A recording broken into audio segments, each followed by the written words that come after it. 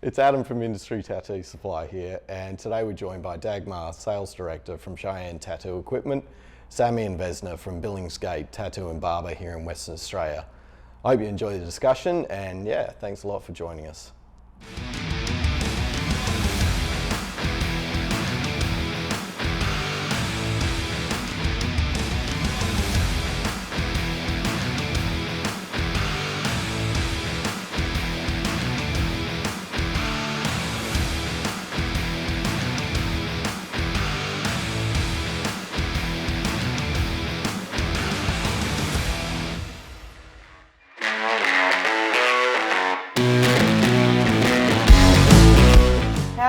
And what made you want to be a part of Cheyenne? Of all the people that are working for Cheyenne, like the hardcore of us is about 20 people now. When I started, it was three. Yeah, three. It was just a coincidence. The headquarters of Cheyenne happened to be about 800 meters away from where I grew up. Oh, nice. Yep, and my mom, she lived right around the corner, and well, she started to get, she was getting older, she needed help, so I always made it a point before I went to work to stop by her house and see that everything is in order and she's okay. So that was very convenient.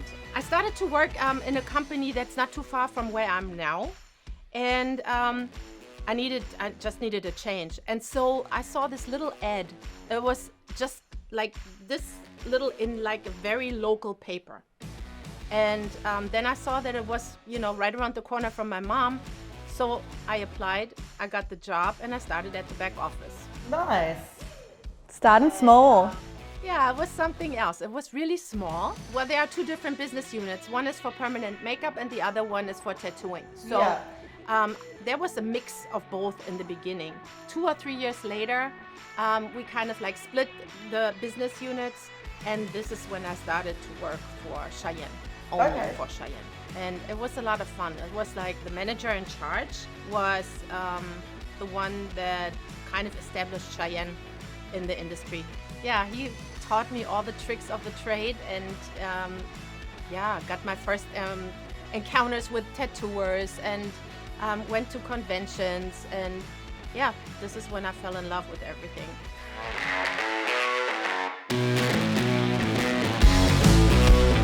How did you feel about conventions? Like how was your experiences at conventions, especially in Europe?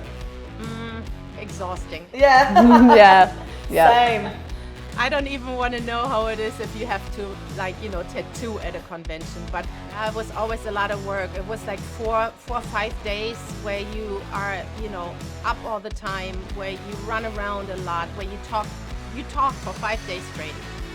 This is what, in sales especially, you meet like all the distributors, you talk to tattoo artists, you talk to whomever is there, people asking for advice. Which I cannot give really. Yeah, I can only sell. I don't know how to tattoo, so I'm like, it's like go to whomever, was there in a row. You have to set up everything. It's like, especially London, it was very exciting. It was it was the highlight of the year for me because I met so many people there at once. Exciting, fun, and exhausting.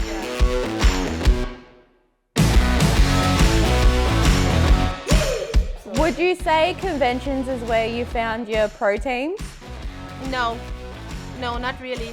I think it was a lot of going through a whole bunch of little factors to determine who could be a good representative for Cheyenne. In the beginning, Cheyenne didn't really have any sponsored artists.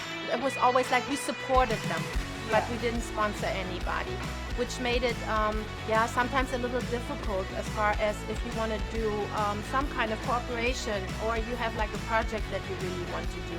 This is when we switched, and in the beginning it was mainly concentrating on realistic tattooers, or hyper-realism, because everybody kind of believed, that you couldn't do anything else with Cheyenne devices, but it's not true, since we kind of changed everything. We changed the strokes. I think now it's pretty much, yeah, I think you can use Cheyenne with every style that you are tattooing. All round. Yeah, versatile Yeah. in all styles, which is a good thing. It's good for Yeah. your brand.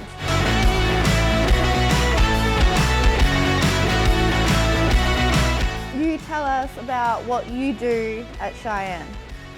Well, I'm the director of sales at Cheyenne, so I'm responsible for sales worldwide from Alaska all the way to New Zealand, and just the distributors and the bigger suppliers. This kind of like grew out of my previous job that I had here at Cheyenne. I was a key account manager, and so it's like I started at the back office, then I moved up to key account. I was dealing with the top 15 customers that we have. So then eventually they made me the sales director.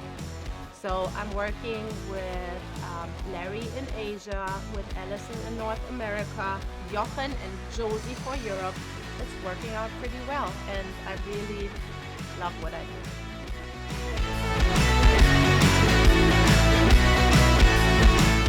How do you go about creating new relationships with new, like Adam, who's new to the industry, and how do you go about supplying to people and new companies that pop up? Well, a lot of times we do get approached. So it's, you know, somebody's just dropping an email. You kind of like just look if they fit into, you know, the Cheyenne family. Sometimes at conventions, this is like the biggest part. You get approached by new supplies. Sometimes even tattoo studios want to be suppliers, and yeah, you just kind of like, you know, I want an intelligent network of having the distributors and the supplies placed so that everybody has access to it. Everybody should be able to get Cheyenne products anywhere. It's really like a matter of circumstance a lot of times. Okay, you run into somebody, you know, and then at a convention, or sometimes you even get a call or WhatsApp, you know, that's like, sometimes I just had this guy from the Dominican Republic contacting me. He was like, well, somebody gave me a number. I was like, okay, who was that somebody? You know, but yeah, so, you know, this is how you kind of, I don't know, meet new people, you know, and hey, Dominican Republic. I even have a distributor in Tahiti. That's cool. That is very cool. Oh yeah, I really need to, I make it a point to visit them.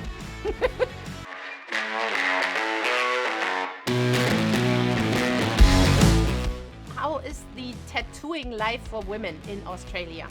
You know, I mean, it's like a male-dominated. Not at all. Not this day. I mean, I'm a bit of a bitch sometimes.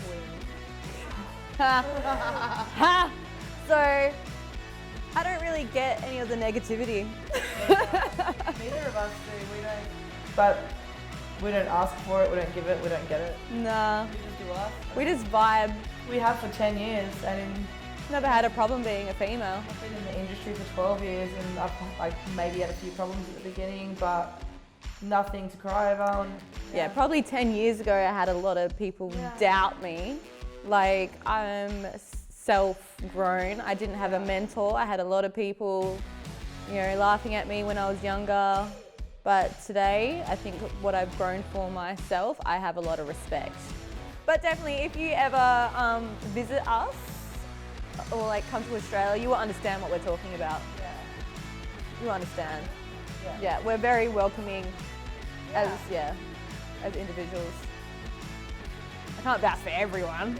I just heard that you guys have so many poisonous things living there. You know, this is like the only thing that I'm worried about.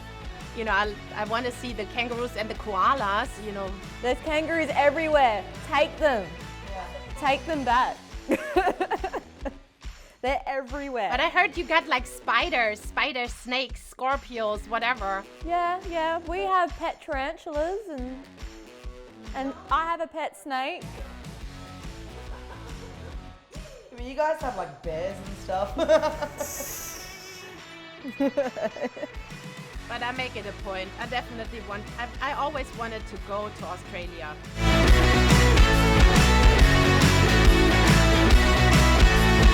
Well, I started tattooing 10 years ago.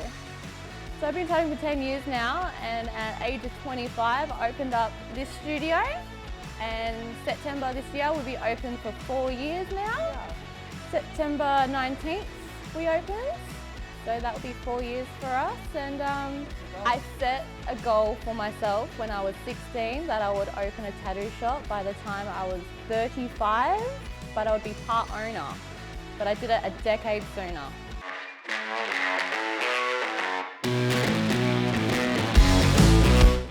What would your first tattoo be?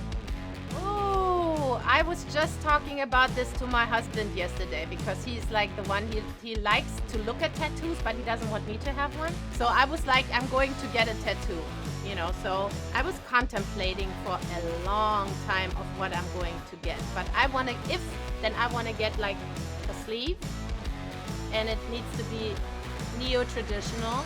I'm not so sure about what yet, but there's a tattoo artist in Spain, and he does really, really good neo-traditional tattoos. And I'm thinking of kind of like, you know, maybe going to him or another one in Germany. I'm not so sure, but it's going to be something. It's going to be like a whole sleeve. I don't just want to get like one little itty-bitty tattoo.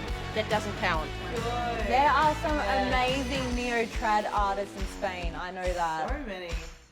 Neo-trad in Spain is crazy. I'm jealous you can probably travel there. We Yeah. won't be able to leave Australia for a long time. So, I'm going to send you the Instagram account, like his address, so you can see Yes. which one I'm Yes, talking about. please. There are two actually. There are two, but you know, it's like I'm not so sure yet if I can afford it. I have to figure out how much I have to pay. It's not a sponsored artist, no, and I do not get the tattoos for free.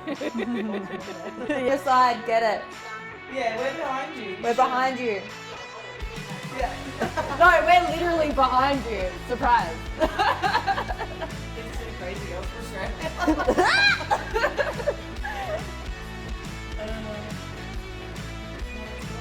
I like that. Neo-traditional. This is like, for me, it was never even an option. Like, I like realistic. I like hyper-realism, Yeah.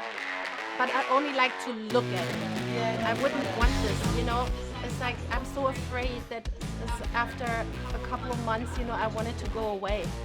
So, Yeah. you know, that's But then you just get more and more, and then you get another one, and then you get another one, and then you get that style, and then you get realism, and you get neo-trad, and you get trad, and you get black, and you get this. if I was your age, I would consider that. Yeah. No, there's no age you know. limit on tattoos. There's no age limit. Don't start. But I'm afraid of the pain, you know. That's my main issue. Yeah. The older you get, the more it hurts. It does. believe It you know? really I mean, does. everything hurts more, you know. It's like my But anyway, so it's like I will definitely, you know, I will let you guys know once it's done.